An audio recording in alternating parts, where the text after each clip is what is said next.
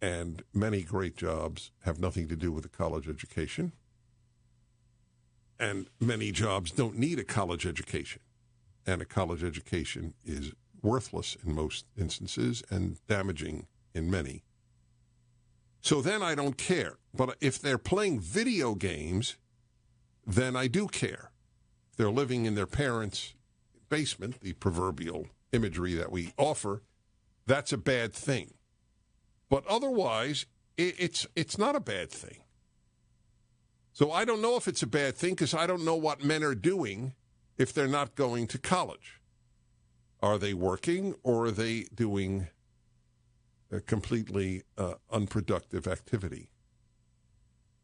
That's a big question. But frankly, I don't blame a guy who doesn't want to go to college where he, from the opening day seminar on the rape culture, telling him two things. He's white, so he's a pig, and he's a male, and he's a pig. I don't know why men would really want to go there.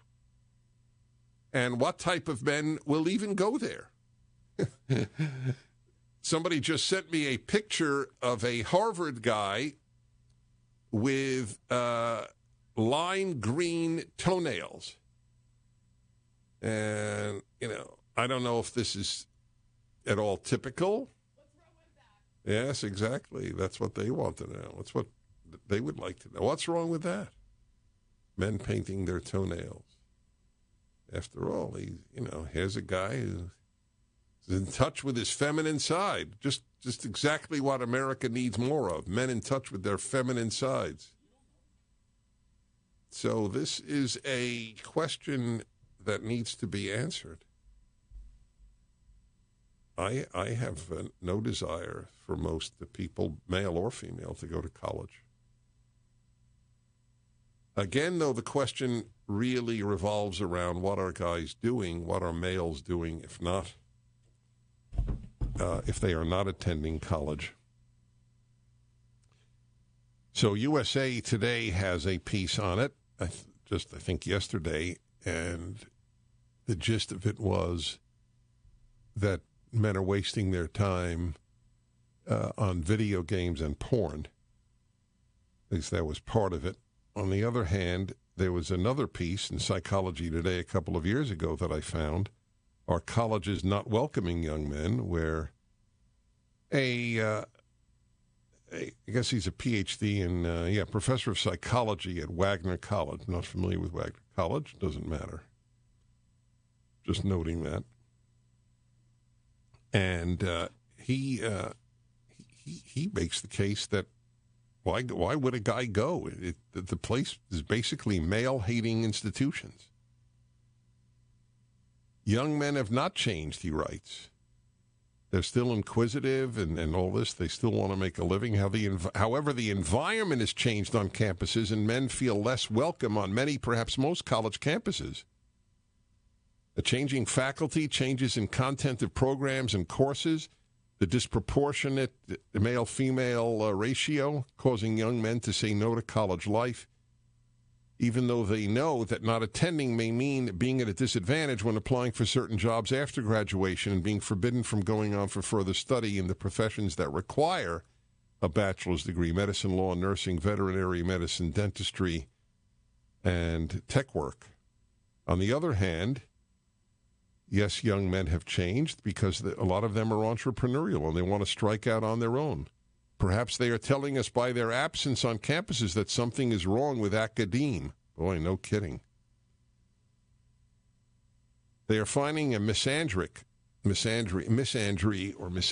is the equivalent to misogyny, but nobody knows the word because we only know hatred of women, as if there's no hatred of men. It's like we only have names. We have the name Islamophobic, but we have no name for hatred of Christians, like it doesn't exist.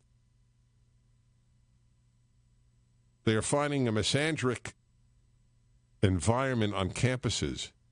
Indeed, what does it mean to a first-year male student to have to attend a date rape seminar where they are told they harbor dangerous impulses that must be controlled when they have never for a moment thought about coercing a female or anyone sexually. Or perhaps it is the content of many courses, especially gender studies courses, once called women's studies courses, that draw on many disciplines and often present a disparaging image of males. A balanced, all are welcome curriculum of content and discussion that honors all perspectives has been the hallmark of university education. Well, it used to be. Whatever the reasons, the fact is that a trend exists, fewer males applying, entering, and staying to completion of the bachelor's degree, and it means something. My thought is that deciding not to attend university, no matter the tremendous cost and the certainty of accruing enormous debt over 4 years, should not be based on the perception that they are not welcome. Okay. Well, they're not welcome. Their money is welcome. They're not welcome. That is correct. So, that's the question.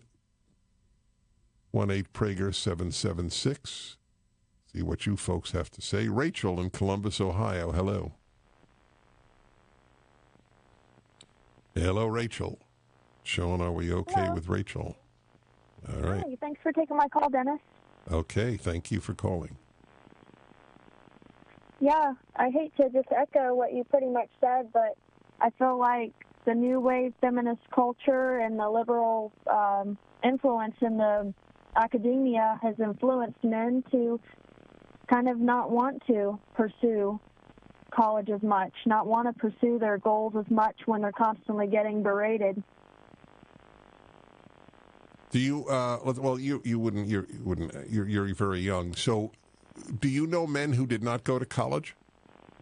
Yes. And how have they done in life?